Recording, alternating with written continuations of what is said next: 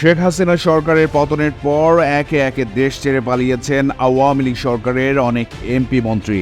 এদের মধ্যে কুমিল্লার সাবেক সংসদ সদস্য বাহাউদ্দিন বাহার এবং তার কন্যা কুমিল্লা সিটি কর্পোরেশনের সাবেক মেয়র তাহসিন বাহার সূচনা।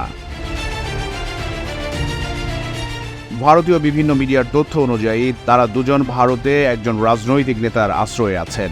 ভারত থেকে লন্ডনে গিয়ে রাজনৈতিক আশ্রয় নিতে পারেন তারা। দেশ ছেড়ে পালালেও সামাজিক যোগাযোগ মাধ্যম ফেসবুকে সরব হয়েছেন সূচনা। দেশের বিভিন্ন ইস্যুতে মুখ খুলতে শুরু করেছেন তিনি। গেল বুধবার নিহত সেনা সদস্য তানজিম সারোয়ারকে নিয়ে নিজের ভেরিফাইড ফেসবুক পেজে একটি পোস্ট করেন সূচনা।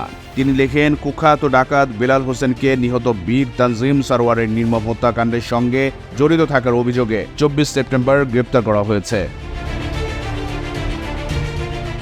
কিন্তু এই শীর্ষ অপরাধীকে 5 আগস্টের পর মুক্তি দেওয়া হয়। 2 জুলাইয়ের একটি প্রতিবেদনে দেখা যায় তাকে বিপুল পরিমাণ অস্ত্র ও গোলাবারুদ সহ গ্রেপ্তার করা হয়েছিল। প্রশ্ন হচ্ছে, এই অপরাধীর জামিনের ব্যবস্থা কে করেছিল?